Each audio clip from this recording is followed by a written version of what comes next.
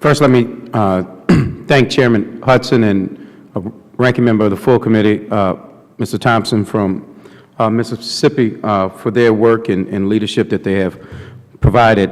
And I want to welcome the witnesses today, because you all are the stakeholders in TSA's risk-based screening effort, and I look forward to hearing your thoughts. One of the things that I try to pride myself on is knowing what I know, but more importantly, knowing what I don't know, and relying on those people who do it every day for their expertise. So as we develop policy from the sky down, we really need to get the input from people who are on the ground and have to implement it and know how practically to get it accomplished. Last month, Administrator Pistol testified before the subcommittee and presented his vision for TSA as an intelligence-driven, risk-based counter-terrorism agency. I appreciate the administrator's efforts to implement policies that reject a one-size-fits-all security philosophy. He has modified several screening processes to accommodate passengers with disabilities, children, and the elderly. He continues to work on expanding a Trusted Traveler program, which will hopefully expedite screening operations and reduce lines at checkpoints. I was very happy to learn of the Administrator's recent announcement that TSA will allow active duty members of the military to participate in the pre-check program. And he has also agreed to establish a program that will ease screening active duty wounded warriors and veterans.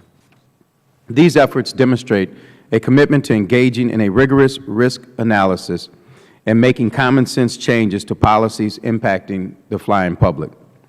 In addition to being common sense changes, these new policies are entirely consistent with TSA's mandate to ensure the safety and security of the traveling public against acts of criminal violence. The successes of these risk-based strategies are a direct result of the active engagement and involvement of stakeholders. That is why it is important that we hear from those stakeholders today, those who work in the airports with the traveling public and the contractors who supply services to TSA. As we all know, the people working in the trenches are the first to know and understand when something will not work. We need to understand the issues they face and how they believe TSA can better secure the flying public.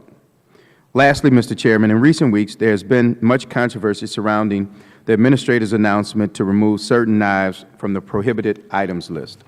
There is no doubt in my mind that the process of bringing in stakeholders and soliciting their advice could have been handled a whole lot better. As I said at the hearing last month, I do not believe that decisions like these can be made in a vacuum. There must be a conversation and advance warning to stakeholders, especially those implementing the changes and those most affected by them. Moving forward, we must be deliberative in our efforts to institute risk-based policies and utilize existing mechanisms like the Aviation Security Advisory Committee to engage all stakeholders before making final policy decisions. And with that, Mr. Chairman, I will yield back.